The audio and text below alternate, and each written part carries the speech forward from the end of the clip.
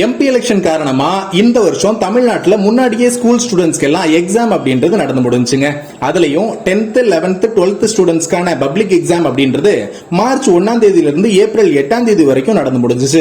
அதே மாதிரி 1ஆவதுல இருந்து 3ஆவது வரைக்கும் படிக்கிற ஸ்கூல் ஸ்டூடெண்ட்ஸ்க்கு எல்லாம் ஏப்ரல் 2ஆம் தேதியில இருந்து 5ஆம் தேதி வரையும், 4ஆவதுல இருந்து 9ஆவது வரைக்கும் படிக்கிற ஸ்டூடெண்ட்ஸ்க்கு ஏப்ரல் 2ஆம் தேதியில இருந்து 23ஆம் தேதி வரைக்கும் எக்ஸாம் அப்படின்றது நடந்து முடிஞ்சுச்சு.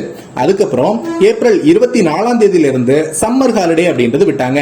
இப்ப நடந்து முடிஞ்ச எக்ஸாம்க்கான ரிசல்ட்டும் ரிலீஸ் ஆயிருச்சு. பொதுவா சம்மர் ஹாலிடே அப்படின்றது மே மாசம் 1ஆம் தேதியில இருந்து தான் 1ஆவதுல இருந்து 9ஆவது வரைக்கும் படிக்கிற ஸ்டூடெண்ட்ஸ்க்கு எல்லாம் விடுவாங்க.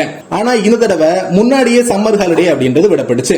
இப்ப சம்மர் ஹாலிடே முடியிற தருவாயில இருக்கிறதுனால ஸ்கூல் எல்லாம் எப்போ ஓபன் பண்ணுவாங்க அப்படின்றதுக்கான முறையான அறிவிப்பு அப்படின்றது இன்னும் வெளியாகல.